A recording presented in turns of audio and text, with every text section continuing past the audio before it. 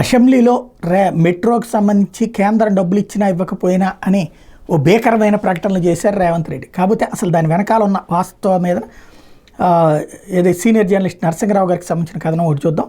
2011లో JBS నుండి ఫలక్నుమా వరకు 15 కిలోమీటర్ల కారిడార్ నిర్మాణానికి డిపిఆర్ సిద్ధం చేయడం, కేంద్రం అనుమతులు తీసుకోవడం కూడా జరిపోయింది. కేంద్రం నుండి నిధులు కూడా వచ్చినాయి. అనేక నాటకీయ పరిణామాల మధ్య మొత్తానికి జేబీఎస్ నుండి ఎంజీబీఎస్ వరకు 9.5 కిలోమీటర్ల లైన్ పూర్తి చేసింది.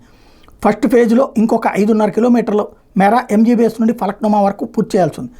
2014 రాష్ట్ర ఆవిర్భావం నుండి 5.5 కిలోమీటర్లు అటు టీఆర్ఎస్ కానీ ఎంఐఎం కానీ మెట్రో లైన్ని పూర్తి మతం కోణంలో చూసినాయి తప్ప అభివృద్ధి కోణంలో చూసినట్టు అనిపించలేదు. 2014-23 మధ్య హైదరాబాద్ నగరం టీఆర్ఎస్ ప్రభుత్వం వేల కోట్ల రూపాయలు వ్యయం చేసి మారుతున్న అవసరాల దృష్ట్యా 15-20 ఫ్లైఓవర్లు, అండర్ పాసులు నిర్మాణం చేసింది. కానీ అన్ని అనుమతులు ఉన్న కేంద్రం నుండి వైబిలిటీ గ్యాప్ ఫండ్ కింద కొంతమేర నిధులు వచ్చినా కూడా 5.5 కిలోమీటర్ల మెట్రో నిర్మాణాన్ని నిర్లక్ష్యం చేసింది. కారణం ఎంఐఎంతో దోస్తి. ఆ 5.5 కిలోమీటర్ల దూరంలో మెజారిటీ భాగం ముస్లిం డామినేటెడ్ ఏరియా కావడం, ఓటు బ్యాంక్ రాజకీయాలు దృష్టిలో ఉంచుకుని నిర్లక్ష్యం చేసింది అనేది ప్రజల అభిప్రాయం.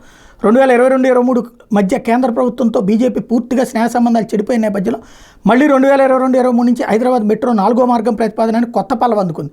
కేంద్రం సహకారం ఇచ్చినా ఇవ్వకపోయినా అనే ట్యాగ్ లైన్తో ప్రజలు తన వైపుకి తిప్పుకోవడానికి ఎల్బీ నగర్ నుండి హయత్ నగర్, మియాపూర్ నుండి పటాన్ చెరు, ఉప్పల్, గట్కేసర్, మెట్టుగూడ, ఈసీఐఎల్. వాస్తవానికి బీఆర్ఎస్ ప్రభుత్వం హైదరాబాద్ అభివృద్ధి పట్ల చిత్తశుద్ధితో ఉన్నా కూడా రాష్ట్ర ప్రజలు ఎన్నికల్లో బీఆర్ఎస్ను ఓడించారు. ఎన్నికల్లో గెలిచినటువంటి రేవంత్ రెడ్డి కాంగ్రెస్ ప్రభుత్వం అధికారంలోకి వచ్చి రాగానే జనవరిలో మెట్రో రైలు మీద ఉన్నత స్థాయి సమావేశం సమీక్ష నిర్వహించి బీఆర్ఎస్ ప్రతిపాదనలు కాకుండా 20,000 కోట్లతో 7 మార్గాల్లో 70 కిలోమీటర్లకు కొత్త ప్రతిపాదనలు సిద్ధం చేయాలని అధికారులకు సూచనలు జారీ అయ్యాయి.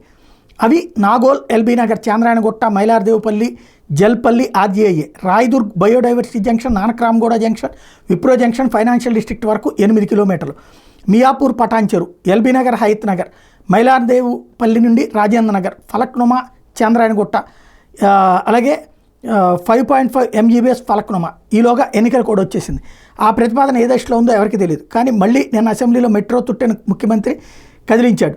ఆయన మాటల ప్రకారం ఇమ్మీడియట్గా ఎంజీబీఎస్ ఎఫ్ఎన్ మధ్య కొత్త ప్రతిపాదన కోసం మళ్ళీ డిపిఆర్ సిద్ధం చేసిన కేంద్రం దగ్గరికి వెళ్ళాలి కదా. ఒకవేళ డిపిఆర్ సిద్ధం చేసిన కేంద్ర ప్రభుత్వం సులభంగా మంజూరు చేస్తుందా? ఇప్పటికే 2011లో అనుమతి ఇచ్చాం కదా, ప్రాజెక్ట్ ఇంత ఆలస్యం ఎందుకు అయింది? ఆలస్యమైనందుకు ఎవరు బాధ్యత తీసుకుంటారు? ఎల్ఎన్టీనా రాష్ట్ర ప్రభుత్వాన్ని అడుగుతుంది. మళ్ళీ చర్చలు, సమీక్షలు, సమాధానాలు వెతుక్కోవడాలు, రాజకీయ విమర్శలు, ప్రతి విమర్శలు, మతం అన్నీ వస్తాయి. బహుశా ఈ వివాదానికి దూరంగా ఉండాలని ఎల్ఎన్టీ అనుకోవచ్చు. కారణం ఇప్పటికే నిర్మించినటువంటి 3 కారిడార్లో నిర్వహణ భారంగా తయారవడం, లాభం సంగతి దేవుడెరుగు, నష్టాల్లో ఉందని గత కొంతకాలంగా ఎల్ఎన్టీ ప్రకటనలు.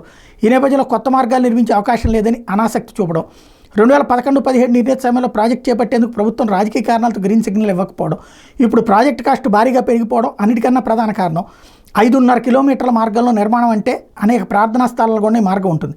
1000కి పైగా ఆస్తులను సేకరిస్తే కానీ మెట్రోకి రైట్ ఆఫ్ వే దొరకదు. ఈ మార్గంలో ఆస్తుల సేకరణకి 600 నుంచి 800 కోట్లు వ్యయమవుతుందని ప్రాథమిక అంచనా. ఈ నిర్మాణం కత్తి మీద సామే. ప్రభుత్వానికి సహకారం కూడా పూర్తిగా దొరుకుతుందో లేదో అనే అనుమానం ఎల్ఎన్టీకి ఉన్నట్టు సమాచారం. ఇప్పటికే 2 పార్టీల రాజకీయ విధానాన్ని దగ్గర చూసింది. ఆయా రాజకీయ పార్టీల విధానాలకు తప్పుపట్టలేం కానీ ఆ విధానాల అభివృద్ధికి ఆటంకం అవుతున్నాయనడంలో సందేహం లేదు. ఇప్పుడు ప్రాజెక్టుకి అంగీకారం చెప్పి నిర్మాణం మొదలుపెట్టినా కూడా అనేక సమస్యలు పరిష్కరించే ఆ సమన్వయం చేసే రాజకీయ కుశలత ఈ ప్రభుత్వానికి ఉందా లేదా? ప్రాజెక్టు మొదలై కొంత అయ్యాక మళ్ళీ ఎన్నికల్లో ప్రభుత్వం మారి వారి ప్రాధాన్యత మారితే ఇలాంటి అనేక సందేహాలు ఉన్నాయి. చూడాలి. ముఖ్యమంత్రి రేవంత్ రెడ్డి తన హామీకి కట్టుబడి 7 మెట్రో మార్గాలు ఈ టర్మ్లో పూర్తి చేయగలుగుతాడా? 7 సంగతి దేవుడు కనీసం పుష్కరకాలంగా పెండింగ్లో ఉన్న ఎంజీబీఎస్ ఎఫ్ఎన్ లైన్ సక్సెస్ఫుల్గా పూర్తి చేయగలుగుతాడా? లేక కేవలం మాటల గాడితో 5 ఏళ్ళు కాలం వెళ్లదీస్తాడా అనేది చూడాలి.